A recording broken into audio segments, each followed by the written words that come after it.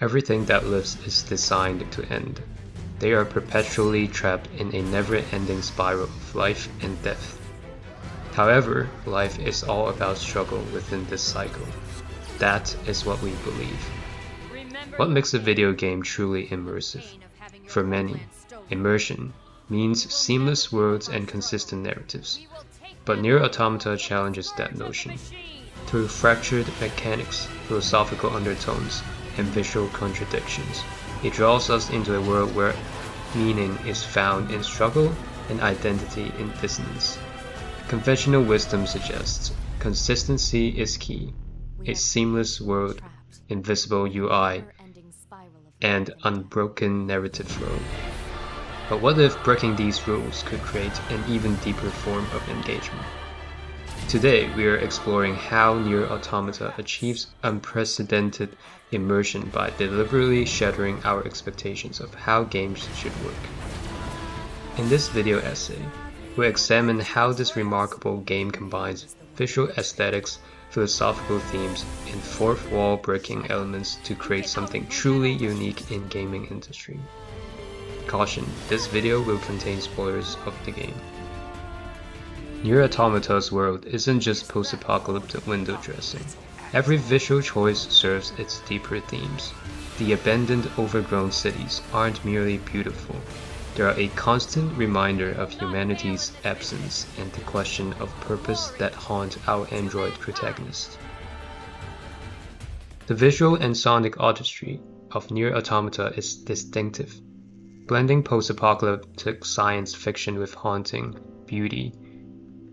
The reading from game art by Broke Belisol notes that the game artists conceptualized the look and feel of a game and rendered it sonically and visually. Nier Automata's seamless transitions between different gameplay perspectives, from 3D action to 2D platforming to top-down shooter, exemplifies artistic excellence in both visual design and sound direction, particularly through Keiichi Okabe's beautiful music score. The visuals and beautiful music perfectly captures the visual and gameplay experience of the post-apocalyptic existential philosophical theme. The game's expression on philosophy is heavy and could be seen everywhere, from 2B saying everything that lives is designed to end, to Pod 042 saying a future is not given to you, it is something you must take for yourself. Each character or part of the game might reflect a different perspective of philosophy on life, sometimes even contradicting each other. However, one prominent philosophy that is tied heavily to the lore is the philosophy of God is dead by the German philosopher Friedrich Nietzsche. Through plot twists over plot twists, we know that both androids and robots are created by entities that no longer exist. The androids were designed to protect humanity, which is believed to be on the moon, but then later turns out to be long extinct. Meanwhile, the robots, crafted by also now dead aliens, continue their directives without purpose. Both of their creators / God no longer exist. The endless cycle of conflict reflects a larger theme of meaningless existence and repetitive action, where characters fight simply because it's all they've ever known. The HUD, or heads-up display, acts as a constant reminder of this artificiality.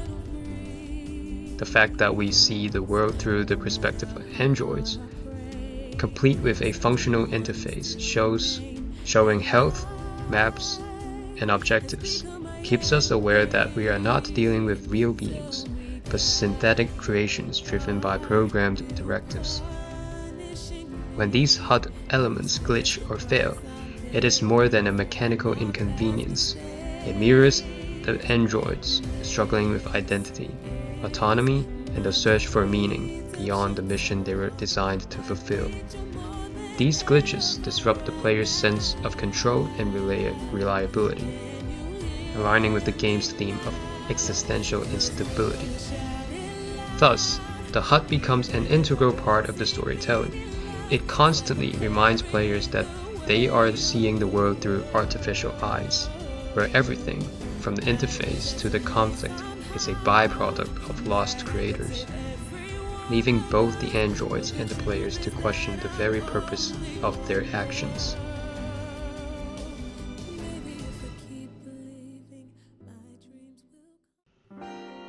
Where most games strives to maintain a consistent experience, Nier Automata constantly shifts between gameplay styles, as Sukamozer notes that in her analysis of janky game controls. These transitions aren't just clever design choices, they are deliberately disruptions that mirrors the characters' own questioning of their reality. Nier Automata places players in the roles of the androids, questioning the purpose of their existence and their programming. Here, the game's intentional disruption of intuitive control, such as removing the ability to heal or changing the interface during narrative-heavy scenes, mirrors the existential crisis the characters were facing. This creates an embodied experience for the player, who must confront moments of the control jank that breaks the illusion of mastery, thereby paralleling the character's own crisis of purpose and identity.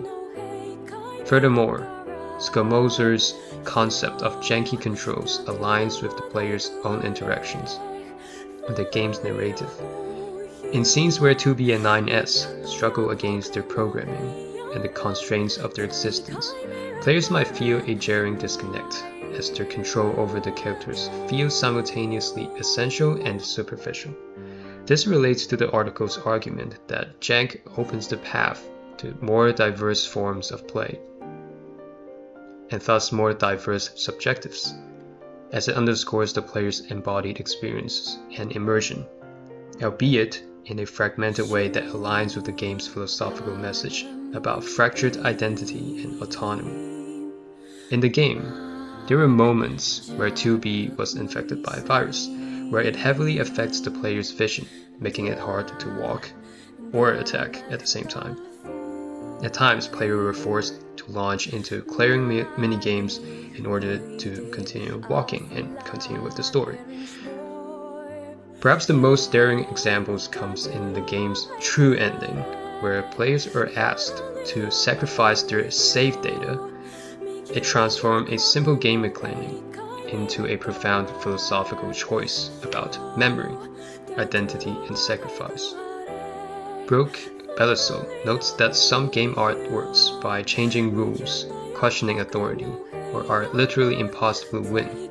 Nier Automata famously requires players to delete their save data to achieve the true ending, a mechanic that directly challenges game conventions and ties into its philosophical themes about sacrifice and meaning.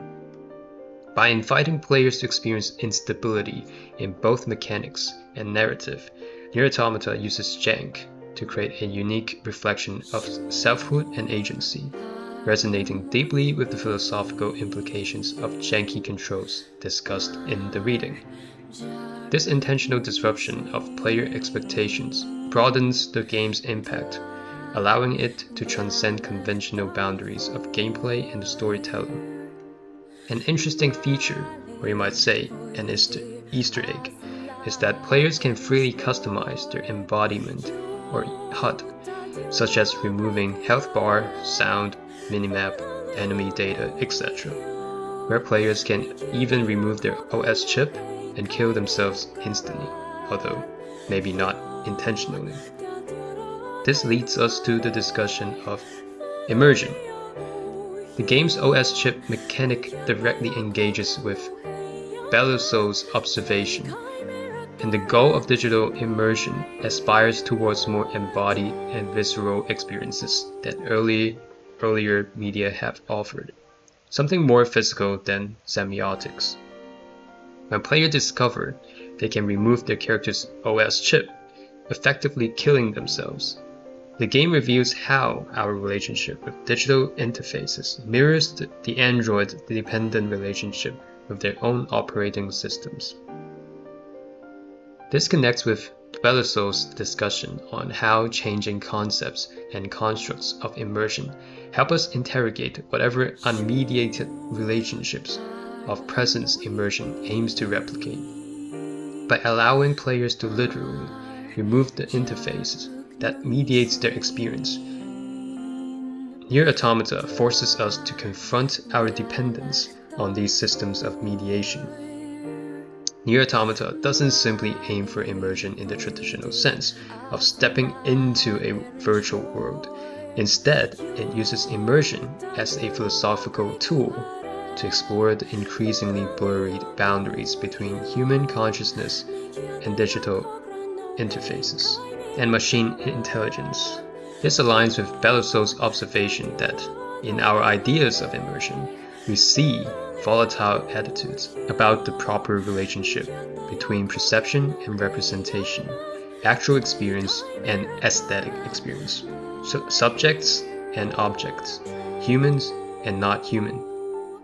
The game ultimately suggests that true immersion isn't about forgetting the interface exists, but rather about understanding how deeply intertwined we already are with our digital systems of representation and control. As Annabelle discusses in Games to Fail With, failure in games can be more than just punishment. It can be a narrative tool. Nier Automata takes this concept to its logical extreme. Each ending isn't really an ending at all, but rather a new perspective on the same events, challenging our understanding of truth itself. The quote from the reading by Aubrey Honorable: "But what of failures that cannot be redeemed by fantasies of success? What if, through video games, the feelings associated with failure were put to different ends?" This perfectly encapsulates Nier Automata's approach. The game uses failure not as something to be overcome, but as a philosophical tool to examine existence, purpose, and meaning. She mentioned failure as a feature, not a bug. How some games explore non-progressive failure, where failure isn't just a step towards eventual success. Nier Automata's multiple endings, A through E, aren't traditional fail states. They're essential parts of the narrative. Each ending reveals more about the futility of the android's existence, with ending E ultimately requiring players to sacrifice their save data to help others, transforming personal failure into collective meaning. The text discusses how failure in games can be transported into the realm of play. Nier Automata takes this further by making failure integral to its narrative and thematic core. When players reach ending E and are asked to delete their save data to help others, it transforms what would traditionally be seen as ultimate failure, losing all progress, into an act of profound meaning and connection. The reading's analysis of shame is particularly relevant. Shame does not extinguish desire. The desire still smolders, low and hot. Rather, shame fuels the desire by internalizing and making personal the reasons we cannot fulfill it. Not only that, as a player, I kept dying while I was fighting the bosses because I had a strong desire for me to beat the boss. I allowed shame when I realized how it only took my friend one try to beat the boss. But not only that, it also mirrors how characters like 2B, 9S, and A2 continue their missions even as they begin to question their purpose, trapped between desires for meaning and the shame of purposelessness. As 2B said, everything that lives is designed to end. They are perpetually trapped in a never-ending spiral of life and death. However, life is all about the struggle within this cycle. That is what we believe. This analysis shows how Nier Automata masterfully uses the medium of games to explore failure not as a temporary state to be overcome, but as a fundamental aspect of existence that can lead to profound philosophical insight and meaningful connections with others. Automata stands as a testament to the profound possibilities within the medium of video games. By intentionally breaking the conventional rules of design, narrative, and player interaction, it transcends traditional gaming experiences to offer something far more introspective and meaningful. Throughout our exploration, we've seen how Nier Automata leverages its visual design, philosophical underpinnings, and experimental mechanics to create an immersive experience that challenges both players and creators.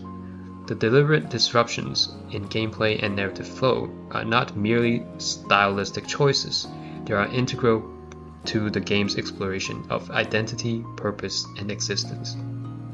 By embracing failure and redefining what it means to win in a game, Nier Automata invites players to engage with its story on a deeper level. Each ending is not just a conclusion, but a new lens through which to view the ongoing struggles of its characters, reflecting our own quest for meaning in an ever-changing world. The ability to alter or remove the very interfaces that mediate our experiences serves as a powerful metaphor for our relationship with technology and the self. It forces us to confront the boundaries between the virtual and the real, questioning the very essence of our interactions within digital spaces. Nier Automata doesn't just ask what it means to be a game, it asks what it means to be. It blurs the lines between player and protagonist, creator and creation, inviting us to reflect on our own existence through the lens of its meticulously crafted world. In redefining immersion, Nier Automata challenges us to look beyond the surface, to find the depth in the cracks and the beauty in the brokenness. It stands as a beacon for future games designers, illustrating that by daring to break the rules, we can build experiences that resonate on a profoundly human level. Like 2B said, everything that lives is designed to end, and we have come to the end of this video. Thank you for joining us on this journey through Nier Automata's groundbreaking approach to player experience. As we continue to push the boundaries of what games can achieve, let us remember that sometimes breaking reality is the key to building something truly immersive.